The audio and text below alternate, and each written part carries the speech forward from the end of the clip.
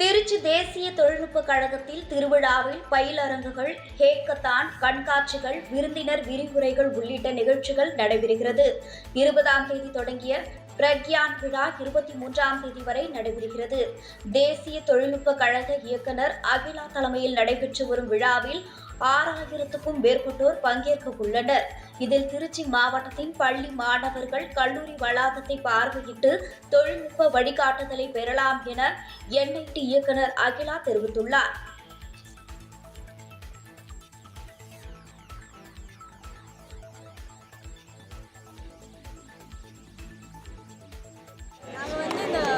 Work shop இருக்குதுன்னு சொல்லிட்டு எங்கள் ஸ்கூலில் கொடுத்தாங்க.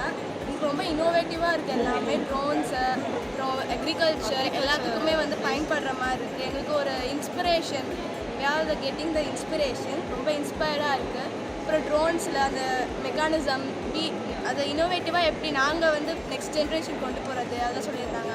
நெக்ஸ்ட்டு அக்ரிகல்ச்சர், அந்த சோவிங்க்கு எலக்ட்ரிசிட்டி யூஸ் பண்ணாமல் ஃபுல்லி மெக்கானிசமில் யூஸ் பண்ணுற மாதிரியும் இருக்குது. ஸோ எனக்கு ரொம்ப எனக்கு ஹெல்ப்ஃபுல்லாக இருக்குது. நெக்ஸ்ட் நாங்கள் இந்த ரிமோட்ஸ் எல்லாம் வச்சு நாங்களும் இந்த டெக்னாலஜி வச்சு செய்கிற மாதிரி எங்களுக்கு ஒரு இன்ஸ்பயராக இருக்குது இது வந்ததுனால.